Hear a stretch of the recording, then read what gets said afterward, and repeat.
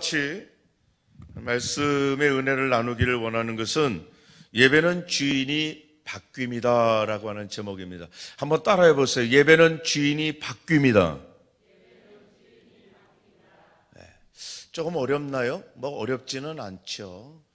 예배라고 하는 것은 주인을 바꾸는 신앙의 고백이다라고 하는 거죠. 사실 여러분, 우리 대한민국의 교회들 지금처럼 예배에 대해서 많은 말들이 있었던 때도 없었습니다. 제가 뭐 길지 않게 얼마 별로 안 살았잖아요, 그렇죠? 그런데도 지금까지 살아오면서 이 예배에 대해서 이렇게 교회마다, 한국 교회 전체, 오히려 전 세계적으로 이렇게 고통을 당했던 적은 단 한 번도 없었어요. 적어도 우리 대한민국에서도 그렇고요, 자유주의 진영에서. 이것은 다름이 아니라 이 병으로 인하여, 눈에 보이지 않는 전염병으로 인하여서 참 너무 심하게 고통을 당하고 있습니다. 우리가 이런 때에 예배를 비대면으로 드려야 되느냐, 대면으로 드려야 되느냐, 이거는 어떤 또 다른 차원이고요.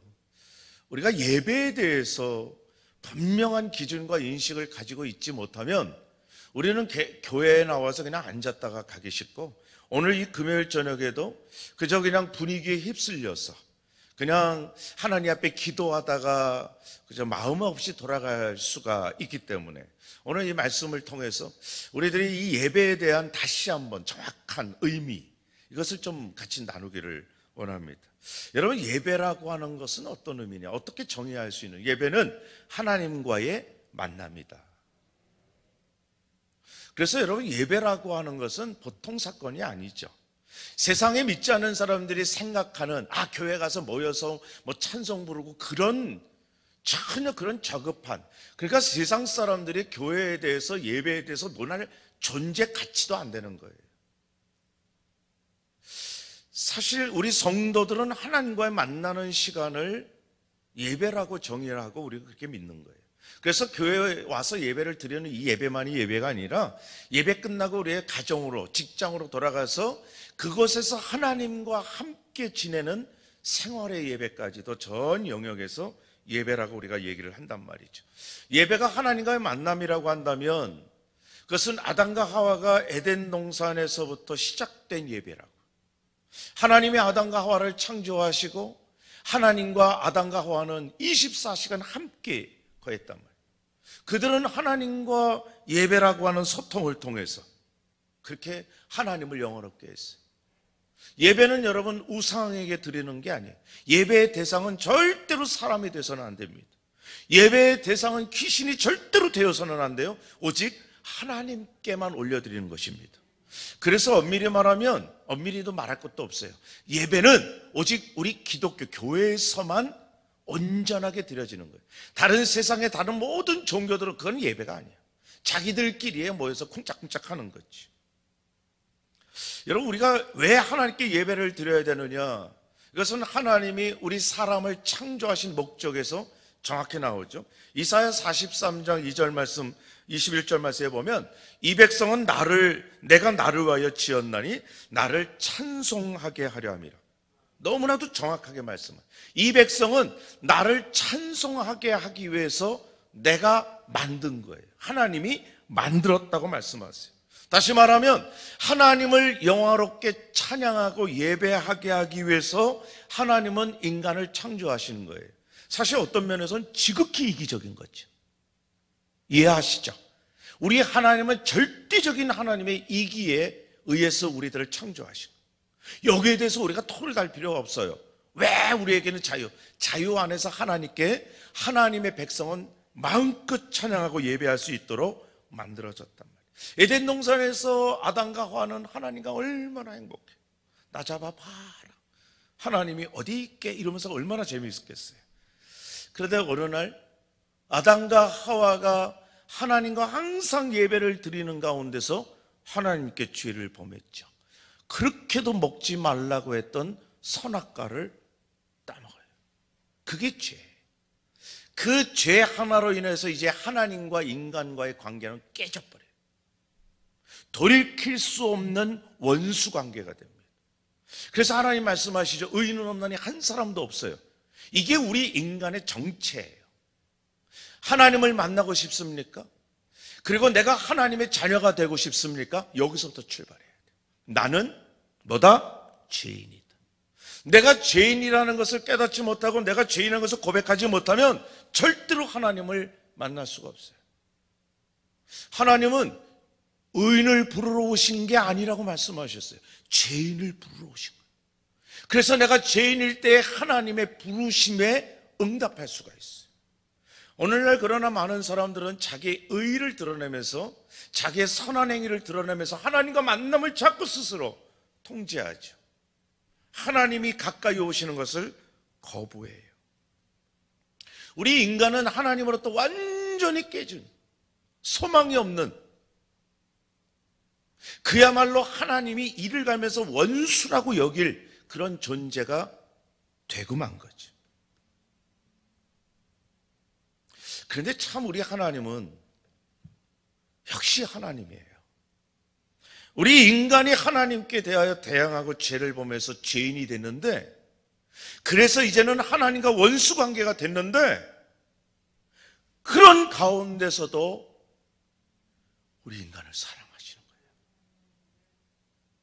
못 말려요, 못 말려. 이게 은혜예요.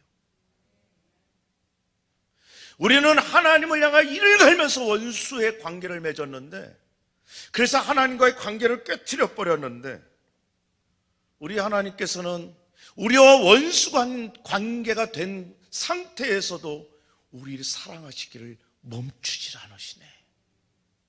멈추지 않으실 뿐만 아니라 우리를 계속해서 찾아오시는 거예요. 하나님께 죄를 범해서 하나님과 관계를 깨뜨렸던 아담과 하와에게 하나님이 찾아오셔서 가죽옷을 지어 입혀주시네. 여러분 같으면 그러겠어요? 가죽옷 있는 것도 다 벗겨버리지. 노아의 홍수를 통해서 이 세상의 죄가 너무나 관영했어요. 하나님이 보실 때 이건 기가 막힌 상황입니다. 하나님이 세상을 창조하고 인간을 창조한 것을 후회하시고 한탄하실 정도예요. 그 정도면 막 가자는 거잖아요. 끝장난 거예요. 그런데 하나님이 그 순간에도 어떤 사랑을 보이셨어요? 120년을 기다려주시는 사랑을 주셨어요. 기다리는 거. 이런 기가 막힌 하나님의 사랑입니다. 이거 잊어서는 안 돼요. 노아의 홍수 이후에 바벨탑 사건이 또 일어났죠. 그렇게 하나님의 심판을 경험했던 인간들이 또 망각하기 시작하는 거예요. 하나님을 의지하기보다는 자기들을 의지하기 위해서 이제는 멸망함을 면해보자 탑을 쌓는 거예요. 하나님께서 언어를 혼잡하게 하시고, 그리고 하신 일이 뭐예요? 창세기 11장, 10장, 11장, 12장 넘어서 아브라함을 찾아오시죠. 내가 너로 복의 근원을 삼을지니라. 그러면서 창세기 12장 1절에 이렇게 말씀하세요.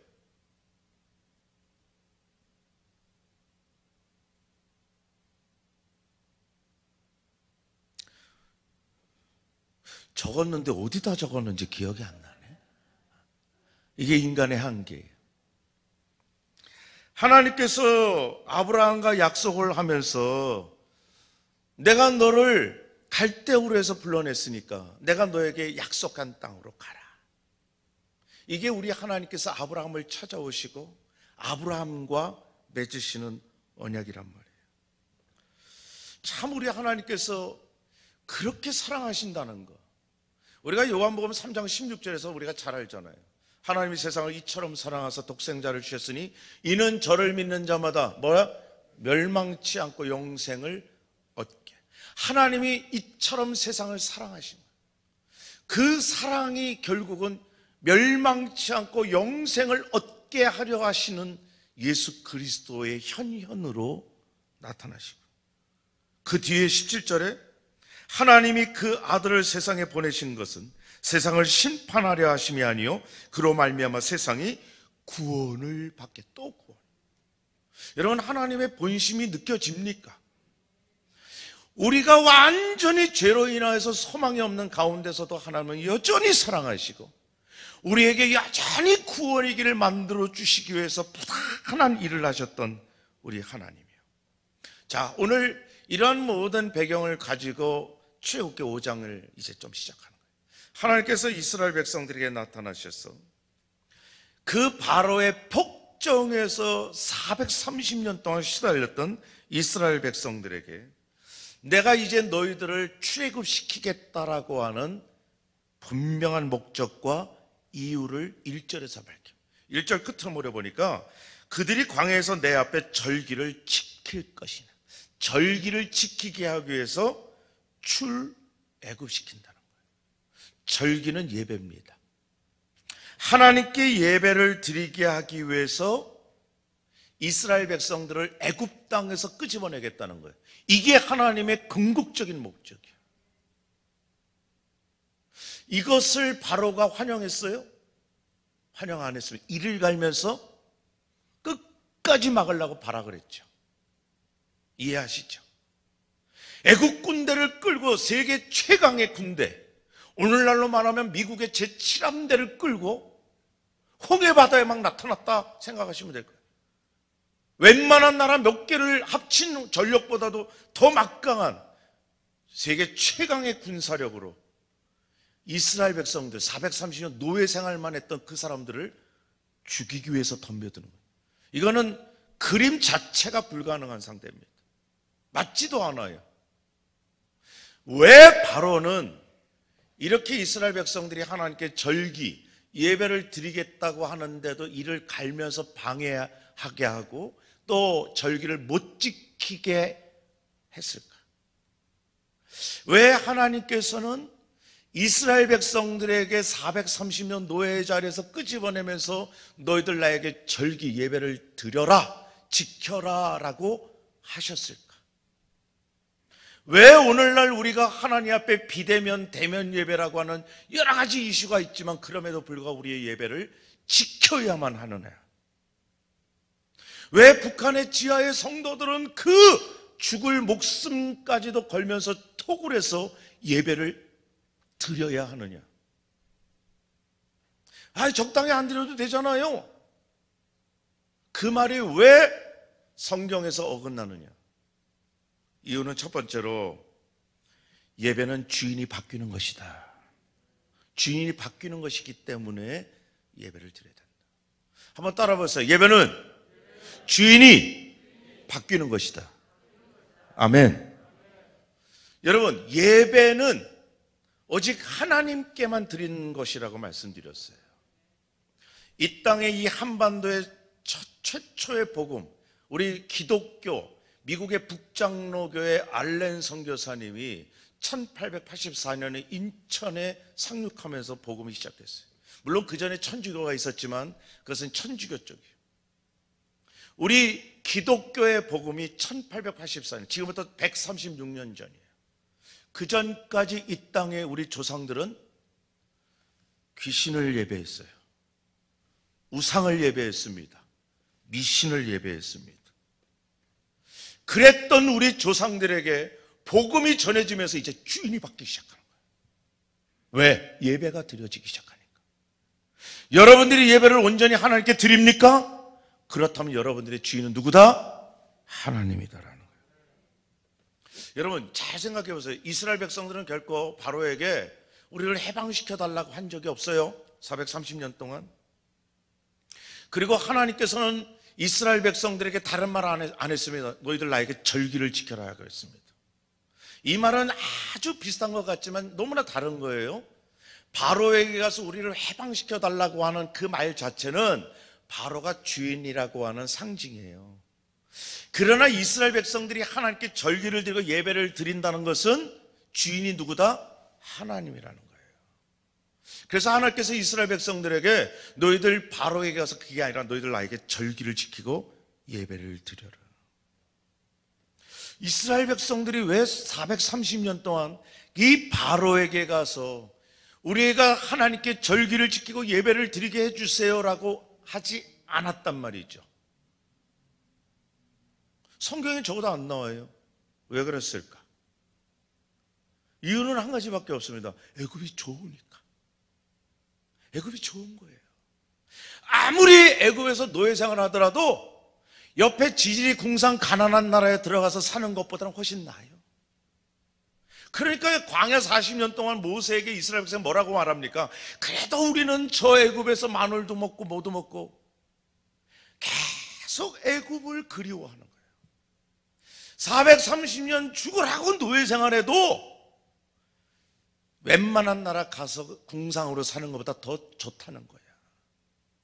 애굽에 있으면 하고 싶은 거 다 할 수 있다는 거예요. 자기가 즐길 수 있는 거 다 즐길 수 있다는 거예요. 해방시켜달라고 하지 않은 거예요. 그래서 하나님의 백성임에도 불구하고 그저 현실에 안주하면서 사는 거예요. 그러니 이스라엘 백성들에게 하나님이 주인이 될 수 있습니까?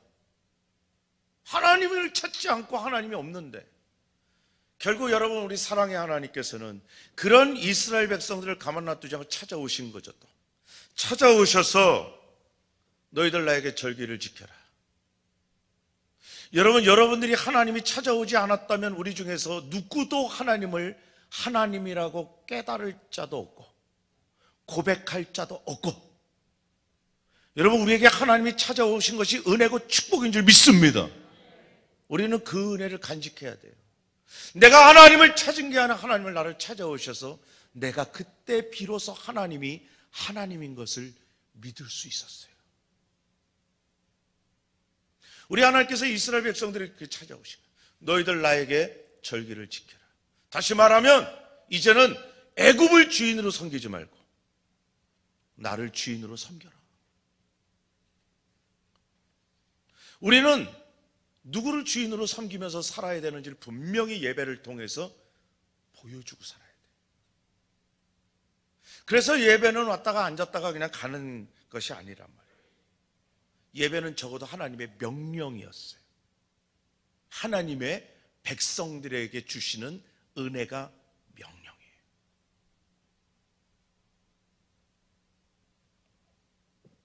지금까지는 너희들에게 바로가 주인이었지. 왜?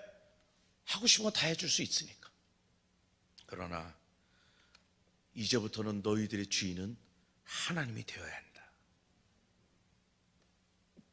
이스라엘 백성들에게 이제는 하나님께 예배하는 그 예배의 대상을 하나님으로 온전히 정하라고 이스라엘 백성들을 찾아와 주시고 말씀해 주시는 거예요. 여러분, 예배를 드림이 구원이에요.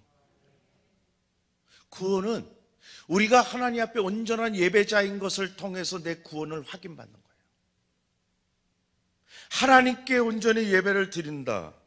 그렇다면 그것은 하나님의 나의 주인을 세상으로부터 하나님으로 주인을 바꿨다라고 하는 증거이고, 그것이 곧 구원받은 증거입니다. 여러분, 지금도 바로 같은 세상은 우리들의 예배를 지독히도 가로막습니다.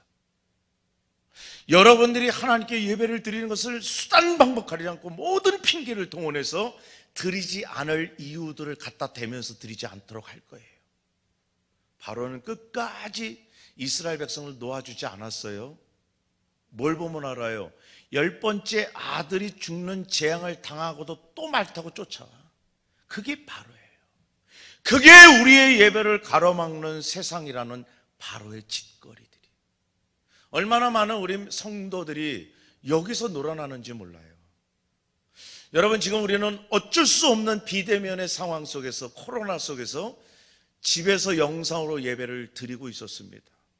그러나 우리가 기억해야 될 것은, 그렇게 집에서 예배를 드리면서 우리에게는 하나님의 성도들이 현장에서, 교회에서 모여서 예배를 드려야 사는구나, 이걸 자꾸 깨달아야 돼요.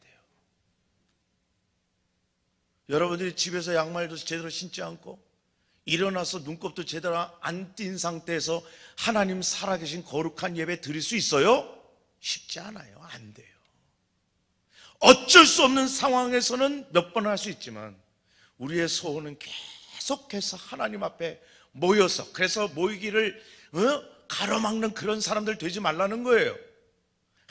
모여서 함께 예배하고, 거기서 교회의 기능이 나타나고, 거기서 예배의 역사가 일어나고 말이죠.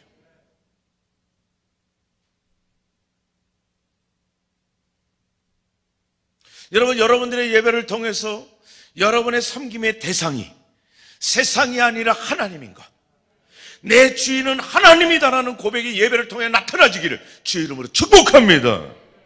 두 번째로, 그렇게 하나님이 절기 예배를 드리라고 한 이유는 예배는 약속의 성취이기 때문에 그래요. 약속의 성취예요. 여러분, 마귀는요, 본질적으로 이 하나님이 하신 약속을 성취시키지 못하도록 끝까지 이를 갈면서 막는 거예요. 그래서 예배의 실패는, 인생의 실패라는 것은 하나님의 언약이 실패하기 때문에 그래요. 내 속에서 하나님의 언약이 이루어지지 못했기 때문에 인생의 실패라는 거예요. 그래서 마귀의 예배의 방해를 이겨내야 돼요. 잠이 자꾸 예배를 방해하면 잠버릇을 좀 고치라고. 일찍 자고. 예배 시간에 늦는 게 자꾸 내 다리를 붙들면 예배 시간에 5분, 10분 일찍 와서라도 빨리 고치라고. 마귀는 여러분, 우리의 예배를 드리지 못하게 하는 이유 중에 두 번째가 언약 성취를 못하게 하기 위해서 막는다니까요. 아까 말씀드렸지만 아브라함과 하나님이 창세기 12장 1절에 약속하신 게 있잖아요. 내가 너에게 지시할 땅으로 가라 그랬어요. 왜? 하나님의 그 약속을 이루어 주기 위해서는 하나님의 약속한 땅으로 가야 하는 거예요. 복의 근원을 삼아 주겠다, 하늘의 별처럼 바닷가의 모래처럼 너의 자손을 주겠다라고 하는 그 하나님의 언약 성취를 하기 위해서는 갈대아 우르에 있으면 안 돼요. 하나님의 약속의 땅으로 가야. 하나님의 약속의 땅으로 가는 거에 예배예요. 우리가 하나님 앞에 예배를 드리는 그 순간은 우리 하나님의 약속이 성취되는 시간이란 말이에요. 야곱을 보세요. 그 삼촌 라반의 집에서 그토록 고생하면서도 기어코 다시 약속의 땅으로 옵니다. 오도록 하나님께서 또 역사하십니다. 왜요? 하나님의 약속이 그 야곱에게 성취되게 하기 위한 하나님의 계략이라고. 요셉도 보세요. 원치 않게 야곱으로 팔려갔지만 요셉은 자기의 뼈를 반드시 하나님의 약속의 땅에 묻어달라고 자녀들에게 약속하고 죽습니다. 결국은 모세가 출애굽할 때 야곱의 해골을 들고 가. 그렇게 해서도 약속을 성취하는 거예요. 여러분, 우리 하나님은 그 하나님의 약속을 성취시키시는 하나님이에요. 예배가 바로 하나님의 약속을 성취시키는 시간이에요. 그래서 우리는 예배를 소홀히 하면 안 됩니다. 예배를 드리는 그 시간에 하나님의 말씀을 들으면서 그 하나님의 약속이 하나하나 성취되는 것을 우리는 체험하면서 드릴 수 있단 말이죠. 여러분, 여러분들의 예배는 시시한 게 아니에요. 그저 시간 나서 그저 내가 그냥 오늘 할 일도 없으니까 가는 그런 시간들이 아닙니다. 거룩하게 하나님께서 우리에게 약속해 주신 그 약속을 성취시키시는 시간인 줄 믿으시고, 여러분 예배의 성공자들이 되길 주의 여러분 축복합니다. 세 번째로, 왜 하나님이 예배를 자꾸 드리라고 꼭 드려야 되느냐? 예배는 하나님께 드리는 감사다. 한번 따라 보세요. 예배는 하나님께 드리는 감사다. 예, 하나님께 드리는 감사라고. 예배는 우리 하나님을 찬양하는 것뿐만 아니라 하나님께 드리는 감사예요. 여러분, 감사는 제가 이 말씀을 준비하면서 하나님이 그런 생각을 주시다. 예배, 성도에게 예배 시간에 감사하는 것은 수류탄을 주는 거다. 성도에게 감사는 수류탄이에요. 요 방에다가 수류탄 10개를 까놓으면 그 방은 어떻게 된다? 작살난다 이거지. 감사를 하루에 10번, 20번 하면 그날 하루는 능력이 임하는 날이다. 여러분, 감사는 우리 하나님께서 하나님의 자녀들에게 주신 특권이에요. 놀라운 특권입니다. 이제 내일 모레 주일 아니라 그 한 주간 지난 11월 1일 주일을 우리는 추수감사 주일로 지키려고 합니다. 절기죠. 예배예요.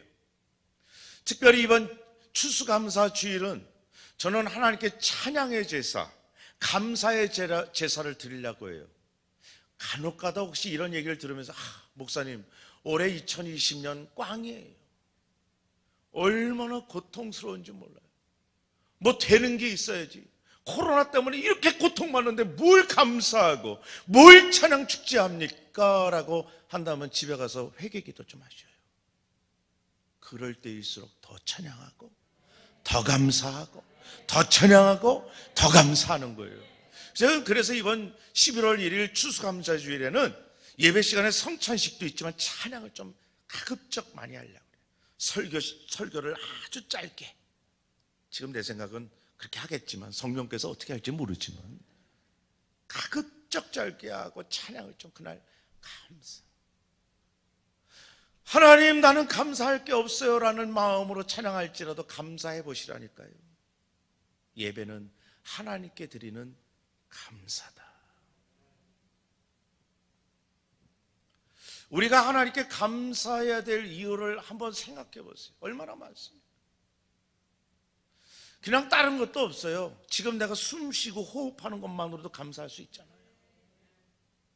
제가 예전에 그 아산병원에서 산소 이 앞에 끌고 다니면서 산소 호흡하시는 분, 그게 한 통에 100몇만 원이라네. 그 몇 년 전이요. 지금은 모르겠어요. 우리는 마음껏 마시는 거를 그분은 그 한 통 100몇만 원 주고 숨 쉬고 계셔.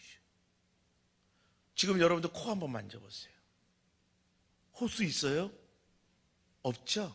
제가 볼 땐 다 없어. 그러면 일주일에 한 번씩, 하여튼 한 달에 한 번씩 100몇만 원씩 그냥 차곡차곡 쌓인다 생각하면 얼마나 감사합니까? 감사하잖아요. 숨 못 쉬어갖고서 교회 오셔서 목사님 저 좀 숨 쉬게 해주세요. 그런 분 없잖아요. 감사하다. 정말 우리가 세워보면 감사할 것이 너무나 많아요. 제가 어떤 글을 봤어요. 새우 봤어요? 새우? 요만한 새우가 이 세상에 2000종이 넘는다네. 새우. 제가 우리 고등학교 담임 선생님 별명도 새우예요. 이래. 우리 학생들, 저 고등학교 때 60명인데 반장이 차려 경례하면 다 같이 안녕하세요 이런다고. 그러면 선생님이 뭐지? 분명히 인사하는 것 같은데 뭐 고등학생들 그런 거지. 새우 2000종이 넘는데, 여러분 그 새우가 한 번에 알을 낳는데 아주 적게 나는 새우는 약 1500개를 낳는데, 그리고 넉넉하게 낳는 거 15,000개를 낳는데, 그 조그만 게 저도 몰랐어요. 그렇게 막 새끼를 엄청나게 낳는, 그거 어떻게 하냐? 걱정할 거 하나도 없다 이거야. 고래가 입 한 번만 쫙 벌다 하면, 여러분 그 새우를 먹는 고래 크기 보통 한 30m, 그리고 몸무게가 173톤짜리도 있대. 그게 뭐 몸무게가 요즘 다이어트를 하느라고 그렇게 별로 느껴지지 않잖아요. 173톤. 저도 어떻게 될지 모르겠는데, 그런 고래가 하루에 한 번만 이렇게 해서 먹겠어요? 계속 먹죠. 그 많은 고래 한 마리야 또 얼마나 지구상에 많습니까? 그 고래를 누가 먹이신다? 하나님이 먹이신다. 기가 막히지 않아요? 여러분, 새우를 통해서 고래도 먹이시는 하나님이라면 우리 하나님의 사랑하는 자녀들을 위해서 스스로 십자가에 피 흘려 죽어주실 정도로 사랑해 주신 그 자녀를 위해서 어떤 사랑을 베풀어 주실까요? 감사하지 않을 수가 없단 말이에요. 내가 숨을 쉬는 것도 감사하고 눈을 깜빡거리는 것도 감사하고, 이 코로나 이 기간 동안에 지금도 그래도 믿음을 지키고 있다는 것도 감사하고, 어떤 분은 길거리 지나가다가 공사장 위에서 날아온 돌을 맞고 그 자리에서 골이 깨져서 죽으시는 분도 있잖아요. 교통사고로 죽는 사람 얼마나 많은 이유들이 많습니까? 그럼에도 불구하고 오늘 이 코로나라고 하는 상황 속에서도 여기까지 지난 11개월, 10개월을 지켜주셨다면 지금의 상황이 그렇게 녹록지 않더라도 우리는 감사부터 해야 될 줄로 믿습니다. 그게 우리 성도들의 특권이야. 내 눈에 감사할 것이 보이지 않더라도 보이지 않는 감사가 너무나 많다는 것을 믿음으로 고백하는 거예요. 지난주에 우리는 무비보셋이라고 하는 말씀을 좀 들었습니다. 다윗이 그 자기 친구 요나단, 물론 요나단과 다윗의 나이 차는 굉장히 많습니다, 사실은. 그러나 친구처럼 지냈고 사랑했던 친구예요. 다윗이 그 요나단의 아들 무비보셋을 상대할 거리도 안 되는 그 아들을 거두어서 왕자들 가운데 함께 앉히고 두 다리를 절어도 자기의 아들처럼 왕자처럼 먹일 수 있었던 이유는 한 가지라고 했잖아요. 요나단과 맺은 언약 때문이에요. 우리가 하나님을 아버지라 부를 이유는 하나밖에 없어요. 우리가 오늘 이 자리에서 천국 식탁에서 하나님이 베풀어 주신 이 하나님의 말씀을 함께 먹을 수 있는 것, 이유는 한 가지밖에 없어요. 예수 그리스도의 거룩한 보혈의 언약 때문이에요. 우리는 바로 그런 사람들이에요.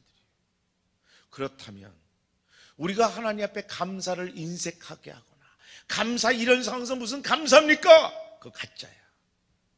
그런 믿음은 가짜예요. 하나님 그럼에도 불구하고 감사합니다.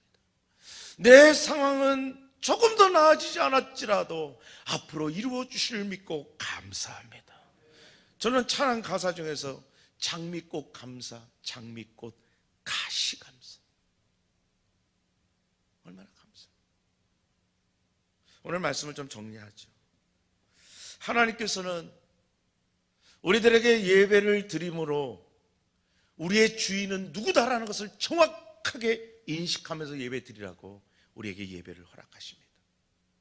이제 당장 이번 주 주일부터 여러분들의 예배는 하나님이 나의 주인이신 것을 정식으로 선포하면서 예배를 드리는 믿음이 돼야 돼요.